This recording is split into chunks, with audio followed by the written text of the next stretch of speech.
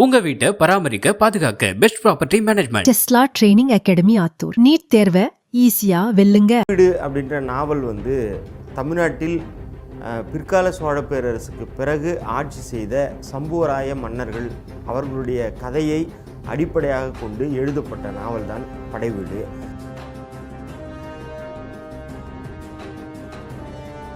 இந்த சம்புவராயர் அப்படின்ற சொல்லுக்கான விளக்கம் அப்படின்னு பார்த்தோம்னா, சம்பு என்பது சிவனை குறிக்குது, அரையர் என்பது படைத்தலைவன் அல்லது அரசன் அப்படின்னு பொருள். இதுதான் தமிழினுடைய அகராதிகள் நமக்கு சொல்கிற பொருள்.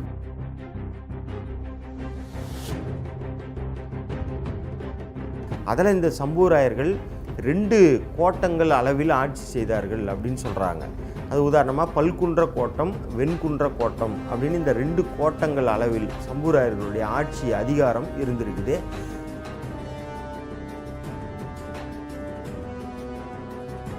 சம்புவராயர்கள் முதலில் படைவீட்டில் ஒரு தன்னாட்சியை அமைக்கும் போது கூட அவர்கள் நிறுவிய முதல் கோயில் சிவன் ஆலயம்தான். அந்த கோயிலுக்கு பேர் அம்மையப்ப ஈஸ்வரம் அப்படின்னு பேர். இவர்கள் வைணவத்தையும் போற்றியிருக்கிறாங்க. வைணவத்துக்கு கொடைகள் தந்திருக்கிறாங்க. பெருமாளுக்கு, கண்ணனுக்கு கோயில்கள் எழுப்பியிருக்கிறாங்க. இன்னொரு பக்கம் சமண பௌத்தத்திற்கும் இவர்கள் கொடை தந்திருக்கிறாங்க, கோயில்கள் கட்டியிருக்கிறாங்க.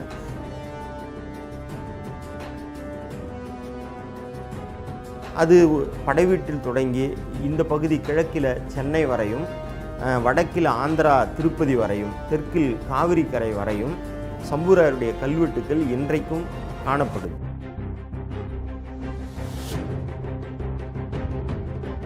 சம்புவராயர்கள் பிற்கால சோழ பேரரசில் அரசர்களாக, குறுநில மன்னர்களாக இருந்தவர்கள். ஆனால் இவர்கள் தனி அரசர்களாக மாறும்போது இவர்களுக்கு என்று ஒரு தனித்த கொடியை இவர்கள் உருவாக்கியிருக்கிறாங்க, ஒரு தனித்த சின்னத்தை உருவாக்கியிருக்கிறாங்க.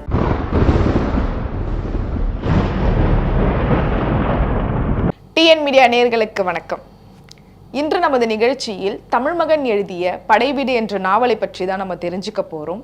இந்த படைவீடு பற்றி முழு தகவல்களை நம்முடன் பகிர்வதற்காக வரலாற்று ஆய்வாளர் அமுல்ராஜ் ஐயா வந்திருக்காரு. வணக்கம். வணக்கம். வணக்கம். இந்த தமிழ்மகன் எழுதிய படைவீடு என்ற நூலுடைய கருத்தை பற்றி சொல்லுங்கள். சமீபத்தில் தமிழ்மகன் எழுதி மிக பெரும் வாசகர்களால் கொண்டாடப்பட்ட நாவல் படைவீடு. இந்த நாவல் சரியாக ஒரு 2021 அந்த காலகட்டத்தில், அந்த ஆண்டு வெளிவந்தது. இதுவரை ஏறத்தாழ 6 பதிப்புகள், 6000 புத்தகங்கள் விற்று தீர்ந்திருக்கிறதாக அவரே சொல்லியிருக்கிறார்.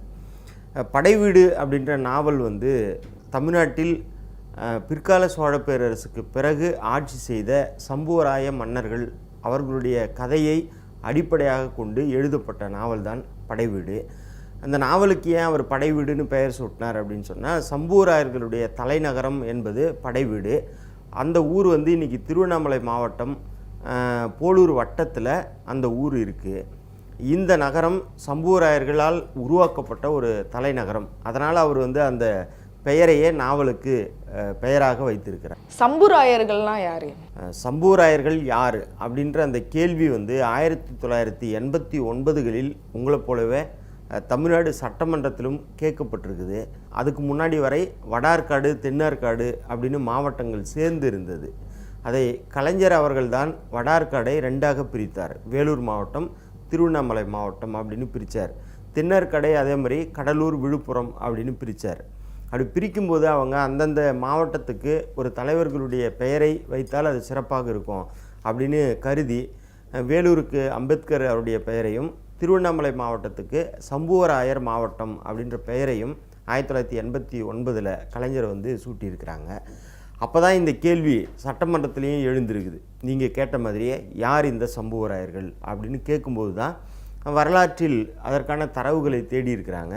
அப்போது பெரும் வரலாற்று ஆய்வறிஞர்கள் எல்லாம் சதாசிவ பண்டாரத்தார், கே பிள்ளை, ராசமாணிக்கனார் போன்ற பல வரலாற்று அறிஞர்களும் கூட தமிழக வரலாற்று நூல்களில் இந்த சம்புவராயர்கள் யார் என்பதற்கு ஒரு பெரிதான விளக்கங்களோடு, தரவுகளோடு ஒரு நீண்ட பக்கங்களை எல்லாம் எழுதலை.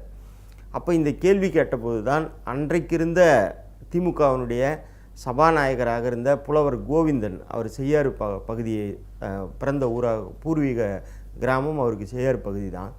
அந்த புலவர் கோவிந்தனுடைய மகன் திருமாவளவன் அப்படின்றவர் சம்புவரையர் அப்படின்ற ஒரு நூலை வந்து வெளியிட்டிருக்கிறார். இதெல்லாம் 89 90களில். அந்த நூலுக்கு கலைஞர் கருணாநிதி அவர்கள் தான் அணிந்துரையை எழுதியிருக்கிறார். அதைத் தொடர்ந்து மதுரை காமராஜர் பல்கலைக்கழகத்தில் வரலாற்றுத்துறை தலைவராகவும் பேராசிரியராகவும் இருந்த கோ தங்கவேலு என்கிற ஒரு பேராசிரியர், அவர் வந்து படை வீட்டுக்கு அருகில் வாழியூர் அப்படின்னு ஒரு ஊர் இருக்குது. அது சம்புவராயர் காலத்தில் அந்த ஊர் வாயிலூர் அப்படின்னு அழைக்கப்பட்டது. அது படை வீட்டுக்கு வாயிலாக இருந்த ஒரு ஊர். பிறந்த தங்கவேலு ஐயா அவர்களும் அரியலூரை சார்ந்த இள தியாகராஜன் அப்படின்னு ஒரு பேராசிரியர், இவங்க 2 பேரும் இணைந்து சம்புவராயர்கள் வரலாறு அப்படின்னு ஒரு நூலை வெளியிட்டாங்க. இப்படி பல நூல்கள் அதனை தொடர்ந்து வந்தது. இப்போ இந்த சம்புவராயர்கள் யார் அப்படின்ற உங்கள் கேள்வி என்னென்னா, சம்புவராயர்கள் முதலில் பிற்கால சோழ பேரரசனுடைய அதிராசேந்திர சோழன் அப்படின்ற அந்த அரசருடைய கல்வெட்டுக்களில்தான், குறிப்பாக 1167 இந்த ஆண்டுகளில் சோழர்கள் வெளியிட்ட அந்த கல்வெட்டுக்களில் தான் முதலாக சம்புவராயர்கள் அப்படின்ற பேர் வந்து பதிவாயிருக்குது. இப்போ இந்த சம்புவராயர்கள் யார் அப்படின்னு சொன்னால், இவர்கள் தொடக்கத்தில் இன்றைக்கி இருக்கிற திண்டிவனம் பக்கத்தில் கிடங்கில் முன்னூர் அப்படின்னு 2 ஊர்கள் இருக்குது. இந்த கிடங்கிலையும் முன்னூரையும் தலைநகரமாக கொண்டு அந்த பகுதிகளில் படை வீரர்களாக சோழர்களுக்கு கட்டுப்பட்ட குறுநில மன்னர்களாக இவர்கள் இருந்திருக்கிறாங்க. சோழருடைய கல்வெட்டுக்களில் இவர்கள் குறுநில மன்னர்களாகவும் படை தளபதிகளாகவும் இருந்ததற்கான சான்று தான் முதல்ல இந்த கல்வெட்டில் கிடைக்குது. அப்போது அதிலிருந்து நம்ம சோழர்களுடைய எல்லா கல்வெட்டுக்களிலும் இந்த பகுதி வட தமிழ்நாட்டினுடைய பகுதி கல்வெட்டுக்களிலெல்லாம் இந்த பேர் வந்து வருது. அத்திமல்லன் ராஜகம்பீர சம்புவராயர், செங்கேணி அத்திமல்லன் சம்புவராயன், ராஜகம்பீர சம்புவராயன், வீரசம்பன் சம்புவராயன், இப்படி பல அரசர்களுடைய பெயர் ஏறத்தாழ ஒரு 21 சம்புவராயர்களுடைய பெயர்கள் வந்து கல்வெட்டில் பதிவாயிருக்குது. இப்போ இவர்கள் யார் அப்படின்னு சொன்னால், பிற்கால சோழ பேரரசின் கீழ் கட்டுப்பட்ட குறுநில மன்னர்கள் அல்லது படை தளபதிகளாக இருந்தவர்கள். பிறகு இந்த பிற்கால சோழ பேரரசு வாரிசு இல்லாத காரணத்தினாலும் பிற்கால சோழ பேரரசு வலிமை இழந்ததனாலும் ஒரு 1200களில் பிற்கால சோழ பேரரசு விழக்கூடிய ஒரு சூழ்நிலைக்கு வருது. அந்த தருணத்தில் தமிழ் மண்ணை காப்பதற்காக, தமிழ் மக்களை காப்பதற்காக சோழ பேரரசுக்கு கட்டுப்பட்டிருந்த பல குறுநில மன்னர்கள் இங்கு தனித்த அரசர்களாக மாறினாங்க. அப்படி தனி அரசர்களாக மாறி ஒரு தனி ராஜ்யங்களை உருவாக்கினாங்க. அப்படி உருவானதில் ஒரு வலிமையான அரசை உருவாக்கியவர்கள் இந்த சம்புவராயர்கள். இவர்களுடைய ஆட்சியினுடைய தொடக்கம் என்பது 1237 படைவீட்டில் முதல் தன்னாட்சியை ராஜகம்பீர சம்புவராயர் அப்படின்ற மன்னர் தான் தோற்றுவிக்கிறார். இப்போ வந்து ஒரு மன்னருக்கும் ஒரு சின்னம் கொடி இதெல்லாம் இருக்கும் இல்லையா, இவங்களுக்கு என்ன வந்து சின்னம் வந்து இருந்தது? நம்ம வரலாற்று நெடுகளை பார்த்தீங்கன்னா மூவேந்தர்களுடைய வரலாறு தான் நமக்கு பெரிதாக சொல்லப்படுது. அதில் சேரர்கள் அப்படின்னு சொன்னால் அவர்களுக்கு வில் சின்னம், பாண்டியர்களுக்கு மீன், சோழர்களுக்கு புலிக்கொடி. இப்போ இதெல்லாம் வந்து அந்த ஒவ்வொரு அரசர்களுக்கான அடையாளமாக சொல்லப்படுது இல்லையா. சோழர்கள் புலி, பாண்டியர்கள் இரட்டை கயல் அப்படின்னு சொல்கிற மீன்கள், சேரர்களுக்கு வில் சின்னம். அதே போல் இவர்கள் போர்க்களத்தில் கூட இந்த மூவேந்தர்களுடைய படை வீரர்கள் சண்டை போடும்போது ஒவ்வொருத்தரும் ஒரு அடையாள மாலையை சூடிக்கொண்டார்கள் அப்படின்னு சொல்கிறான். இப்போ உதாரணமாக வேம்பு தலையாத்த பாண்டிய நெடுஞ்செழியன் அப்படின்னு நம்ம மரபு இலக்கியங்கள் சொல்லுது. அப்போ வேம்புன்னு சொல்கிற வேப்பிலையை தலையில் சூடியவர்கள் இவர்கள் யார்? பாண்டியர்கள் அப்படின்னு சொல்லுது. அதே போல் சோழர்கள் ஆத்தி அப்படின்னு சொல்கிற பூவினுடைய மாலையை தங்களுடைய கழுத்தில் அணிந்து சண்டையிட்டார்கள். ஏன்னு சொன்னால் இந்த ஆத்தி என்பது, ஆறு என்பது நீர்நிலம், நீர் வந்து வளமான நிலப்பகுதிகளில் வளரக்கூடிய ஒரு மரங்கள். அந்த மரத்தினுடைய பூக்களை தொடுத்து இவங்க மாலையாக அணிவித்திருந்தாங்க. அதே போல் சேரர்கள் கேரள நாடு, மலை நாடுன்னு கேரளாவுக்கு பேர். அப்போ அந்த மலை நாடில் அதிகப்படியான பனை மரங்கள் இருந்தது. எனவே பனை மரத்தினுடைய பூக்களை இவர்கள் வந்து மாலையாக பனம்பூ அணிந்தவர்கள் அப்படின்லாம் நம்ம மரபு இலக்கியங்கள் சொல்லுது. அப்போது சங்க காலத்திலிருந்து அரசர்களுக்கு கொடியும் மாலையும் ஒரு அடையாளமாக இருந்திருக்கிறது. அதுக்கு பின்னாடி வந்த சிலப்பதிகாரத்தில் கூட காவிரி பூம்பட்டினத்தில் அந்த இந்திர விழா தொடங்கும் போது ஒவ்வொரு கடைகளுக்கு முன்பாக கொடிகள் நடப்பட்டிருந்தது. அது அந்த கடைகளினுடைய வணிகத்தை அடையாளப்படுத்துவதற்காகவும் அது எந்த நாட்டை சார்ந்த அரசர்களுடையது என்பதை அடையாளப்படுத்துவதற்காகவும் இப்படி நடப்பட்டிருந்ததுன்னு சிலப்பதிகாரம் சொல்லுது. அதனால் நமக்கு இந்த ஒரு அரசு என்றால் அதுக்கு ஒரு சின்னம், ஒரு கொடி என்பது நமக்கு 2000-3000 ஆண்டுகளுக்கு இருந்தே வரக்கூடிய ஒரு மரபு தான். இன்றைக்கும் உலக நாடுகளில் இப்போ வரை அது இருக்குது. நீங்கள் இந்தியாவுக்கு என்று ஒரு கொடி இருக்குது, தமிழ்நாட்டுக்கு என்று ஒரு கொடி இருக்குது, அமெரிக்கா, லண்டன் போன்ற எல்லா உலக நாடுகளுக்கும் ஒரு கொடி இருக்குது. அது மாதிரி இந்த தமிழ் மரபில் இது தொடர்ந்து நமக்கு 3000 ஆண்டு காலமாக நமக்கு இருக்குது. சம்புவராயர்கள் பிற்கால சோழ பேரரசில் அரசர்களாக குறுநில மன்னர்களாக இருந்தவர்கள். ஆனால் இவர்கள் தனி அரசர்களாக மாறும்போது இவர்களுக்கென்று ஒரு தனித்த கொடியை இவர்கள் உருவாக்கியிருக்கிறாங்க, ஒரு தனித்த சின்னத்தை உருவாக்கியிருக்கிறாங்க. அது என்னன்னு சொன்னால், இவர்கள் முழுக்க முழுக்க சோழர்களை பின்பற்றிய சிவ வழிபாட்டை மேற்கொண்டவர்கள். அதனால தான் இந்த சம்புவராயர் அப்படின்றது கூட பட்டம், அவர்களுடைய பேர் இல்லை. சம்புவராயர் என்பது பட்டம், அவருடைய பேர் என்னன்னு பார்த்தோம்னா, இப்போ ராஜகம்பீரன் என்பது பேர், வீரசம்பன் என்பது பேர், அத்திமல்லன் என்பது பேர், ராஜநாராயணன் என்பது பேர். இப்போ இந்த பேருக்கு பின்னாடிலாம் இவங்க ராஜகம்பீரன் சம்புவராயர், அத்திமல்லன் சம்புவராயர், வீரசம்பன் சம்புவராயர் அப்படின்னு வச்சுக்கிறாங்க.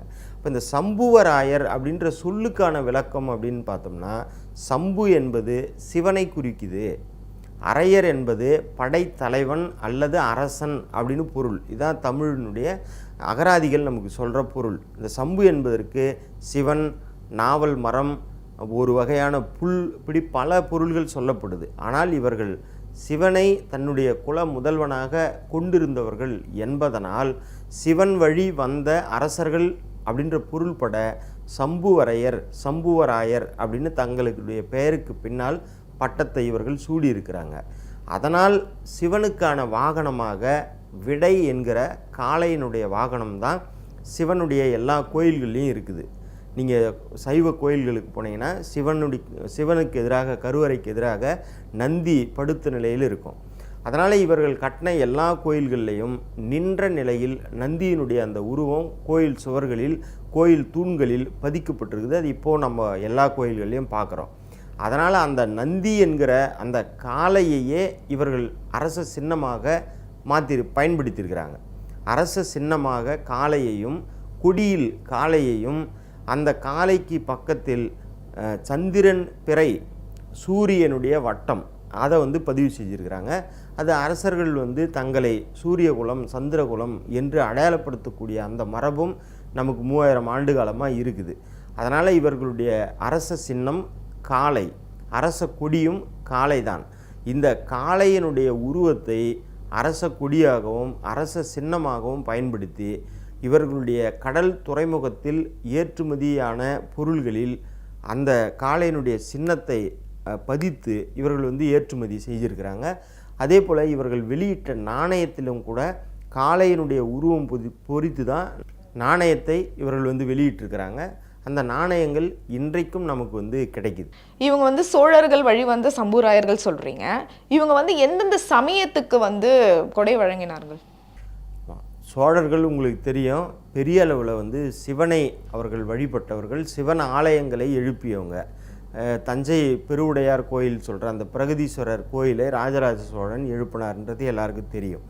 அதே போல் ராஜராஜ சோழனுடைய மகனாக வந்த ராஜேந்திர சோழன் கங்கை கொண்ட சோழபுரத்தில் ஒரு பெரும் சிவனாலயத்தை அதே போல் இங்கே உருவாக்கினார் அப்படின்றதும் எல்லாருக்கும் தெரியும். அப்போ இந்த சோழர்கள் பெரிய அளவில் அவருடைய ஆட்சி காலத்தில் சிவன ஆலயங்களைத்தான் தமிழகம் முழுக்க எழுப்பியிருக்கிறாங்க.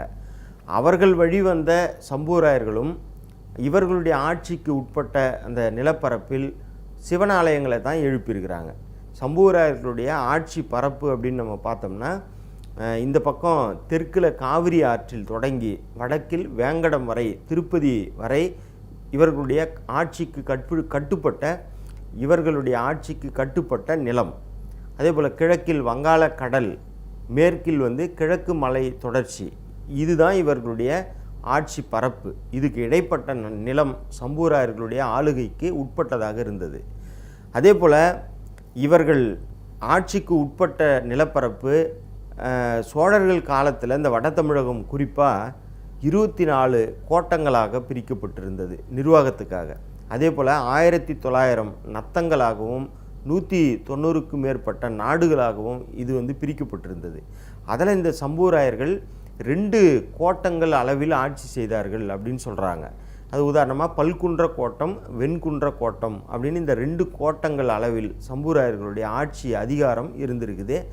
அது படைவீட்டில் தொடங்கி இந்த பகுதி கிழக்கில் சென்னை வரையும், வடக்கில் ஆந்திரா திருப்பதி வரையும், தெற்கில் காவிரி கரை வரையும் சம்புவராயருடைய கல்வெட்டுக்கள் இன்றைக்கும் காணப்படுது. அப்போ இவர்களுடைய கல்வெட்டு அந்த நிலப்பரப்பத்தில் கிடைக்குது அப்படின்னு சொன்னால் அதுக்கு என்ன பொருள் அப்படின்னா அவர்களுடைய ஆட்சி அதுவரை இருந்தது அப்படின்றது தான் பொருள். இப்போ இவங்க காலத்தில் இந்த நிலங்களில் ஏராளமான சைவ கோயில்களைத்தான் வந்து கட்டியிருக்கிறாங்க.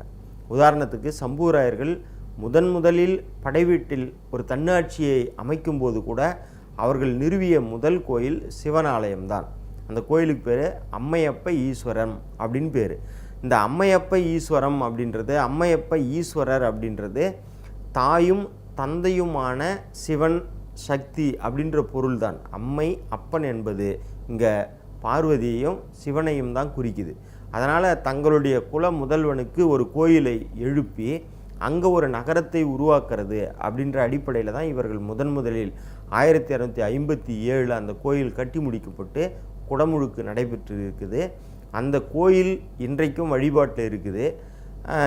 அதனால் அங்கே தொடங்கி இந்த நிலப்பரப்புக்கு உட்பட்ட எல்லா இடங்கள்லையும் பல்வேறு சிவனாலயங்களை இவர்கள் வந்து எழுப்பியிருக்கு. இப்போ இவங்க வந்து இந்த சைவ சமயத்துக்கு மட்டும்தான் வந்து கொடை வழங்கினாங்களா, இல்லை வேறு சமயத்துக்கு ஏதாவது வந்து கொடை வழங்கினாங்களா? ஆமாம், சோழர்கள் கூட பெரிய அளவில் சிவனை வழிபட்டவர்கள் அப்படின்னு சொன்னாலும் கூட அவர்கள் பிற சமயங்களை அதுக்காக வந்து அழிக்கலை. பிற சமயங்கள் மீது அவர்களுக்கு எந்த விதமான காழ்ப்புணர்ச்சியும் இல்லை. அப்படி தான் வந்து இருந்திருக்கிறாங்க. வரலாற்றில் சில செய்திகள் சொல்லப்படுது. அதாவது சமணர்களை கழுவேற்றினாங்க அப்படின்லாம் சொல்லப்படுது. ஆனாலும் கூட அது இன்னும் வர ஒரு பெரும் விவாதத்துக்குள்ளான ஒன்றாக தான் இருக்குது. ஏன்னு சொன்னால் தமிழ் இலக்கியங்களில் 8000 சமணர்களை கழுவேற்றினாங்க அப்படின்னு சொன்னால் அது குறித்த பெரிய ஒரு கல்வெட்டுக்களோ வரலாற்று ஆதாரங்களோ இதுவரை பெரிதாக ஒன்றும் கண்டெடுக்கப்படலை. அப்படி இருந்தாலும் கூட சோழர்கள் காலத்தில் அந்த மாதிரி பெரும் ஒரு சமய பூசல்கள் நடந்தது.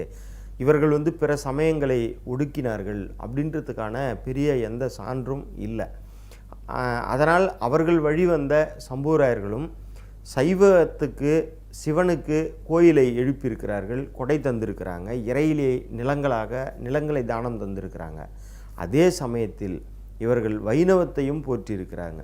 வைணவத்துக்கு கொடைகள் தந்திருக்கிறாங்க, பெருமாளுக்கு கண்ணனுக்கு கோயில்கள் எழுப்பியிருக்கிறாங்க. இன்னொரு பக்கம் சமண பௌத்தத்திற்கும் இவர்கள் கொடை தந்திருக்கிறாங்க, கோயில்கள் கட்டியிருக்கிறாங்க. இப்போது நீங்கள் திண்டிவனம் பக்கத்தில் மேல் சித்தாமூர் அப்படின்னு ஒரு ஊர். இந்த மேல் சித்தாமூர் சமண கோயில் மிக பிரசித்தி பெற்ற புகழ்பெற்ற ஒரு சமண ஆலயம். அந்த கோயில் சம்புவராயர்கள் அளித்த கொடைதான். அதே போல் ஆரணி, திருவண்ணாமலை மாவட்டத்தில் இருக்கிற ஆரணியில் பூண்டி அப்படின்ற ஒரு ஊர் இருக்குது. அங்கே ஒரு வீர ஜினாலயம் அப்படின்னு ஒரு கோயில் வந்து இருக்குது. இந்த வீர ஜினாலயம் என்கிற அந்த சமண கோயிலும் சம்புவராயர்கள் கட்டிய கொடைதான். அதே போல் திருவண்ணாமலை மாவட்டத்தில் திருமலை அப்படின்னு ஒரு ஊர். அது வந்து நீங்கள் இணையத்தில் கூட போய் பாருங்கள். சமண தீர்த்தங்கரருடைய சிற்பம், சமணத்துக்கு மிக முக்கியமான பெயர் பெற்ற ஒரு இடம் அது. அந்த திருமலையில் குந்தவை பிராட்டியோடு இணைந்து சம்புவராய மன்னர்கள் ஒரு பெரும் மண்டபத்தை கட்டி தந்திருக்கிறாங்க. அதெல்லாம் சம்புவராயர்கள் சமணத்துக்கு செய்த கொடையாக இன்னும் பல இடங்களில் இருக்குது. அதே போல் பௌத்தம் அப்படின்னு நம்ம எடுத்துக்கினாலும் படை வீட்டிலேயே வந்து 2 புத்தர் சிலைகள் இருந்தது. அந்த சிலைகள் எல்லாம் போரில் தலை உடைஞ்சி போய் நிலையில் இருந்தது. அந்த புத்தர் சிலைகள் இன்றைக்கி வந்து திருவண்ணாமலை மாவட்ட ஆட்சியர் அலுவலகத்தில் இருந்தது. இப்போ அது அங்கேருந்து திருவண்ணாமலையிலே ஒரு அருங்காட்சியகம் ஏற்படுத்தியிருக்கிறாங்க, அங்கே வச்சுருக்கிறாங்க.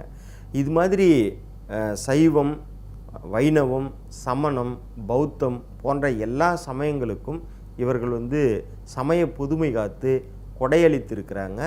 அதே போல் அந்த கோயில்களுடைய வழிபாட்டுக்காக பல்லாயிரக்கணக்கான நூற்றுக்கணக்கான ஏக்கர் அளவிலான இறையிலியாக நிலங்கள் வழங்கப்பட்டிருக்குது. அந்த நிலங்களில் இருந்து வரக்கூடிய வருவாயை பெற்று அந்த கோயில்களுக்கு வழிபாடு நடத்தப்படணும் அப்படின்ற ஆணையை இந்த மன்னர்கள் பிறப்பிச்சிருக்கிறாங்க. தொடர்ந்து சமுராயரை பற்றி நம்ம பேசுவோம். இவ்வளோ நேரம் தெளிவான விளக்கங்களை எங்களுக்கு கொடுத்ததுக்கு நன்றி. மிக்க நன்றி. மீண்டும் ஒரு நிகழ்ச்சியில் உங்களை சந்திக்கின்றேன். வணக்கம்.